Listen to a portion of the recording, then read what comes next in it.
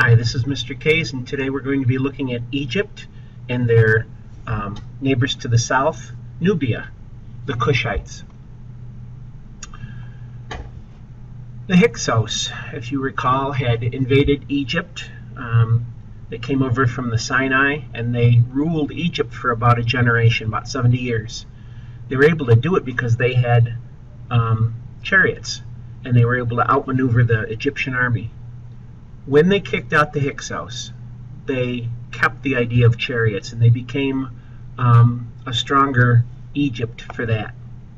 The new kingdom comes after the Hyksos are kicked out.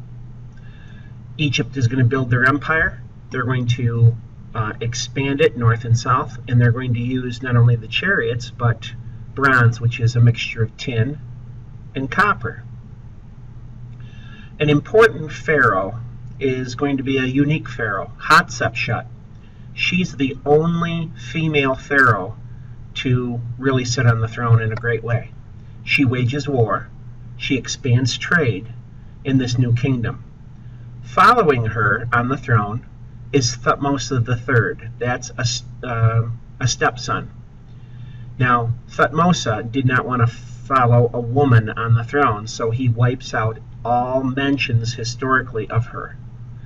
He invades as far north as Palestine, ancient Israel, and up far into Syria. And then he turns attention to the south, and he goes into Nubia, which is the southern, to the south of Egypt. In doing so, he's going to conquer that area and influence the people there. Following him is a great empire builder by the name of Ramses II. He makes peace with the Hittites, the folks from ancient Anatolia or Turkey. And if you recall, the Hittites had chariots, and they had iron-tipped spears. So he makes peace with them. He knows that he's going to run into a buzzsaw if he doesn't, so he does that. And Ramses is a great admirer of himself. He brags about himself. He fathers 150 children. Now, folks, don't get too excited. It's with many wives, not one wife.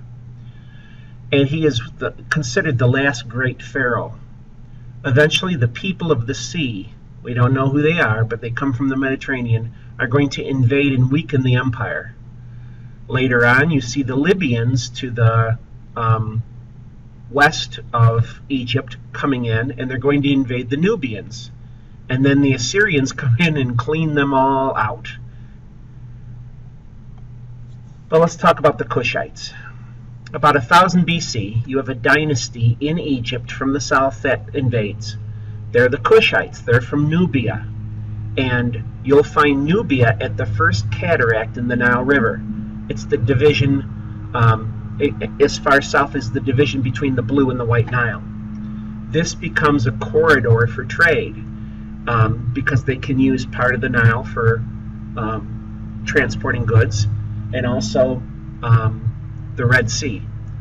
They are definitely influenced by the Egyptian culture, and they consider themselves the guardians of Egyptian values. Does any of this look familiar? Kush looks similar to Egypt. Take a look at the pyramids. Take a look at the structure of the buildings. Take a look at the sand. Looks like Egypt. Where's the bottled water? The great Kushite king Pianki, when he invades Egypt, he's going to overthrow the Libyans, kick them out. And as we said before, he's the keeper of the Egyptian values. He builds a monument at home in Kush to his triumph. It remembers that time when he is able to kick out the Libyans and rule over Egypt. Now later on, the Assyrians, who were the bad boys of Mesopotamia, they come down, they invade, and they force the Kushites to retreat up the Nile River. And they chase them as far as roughly the first cataract.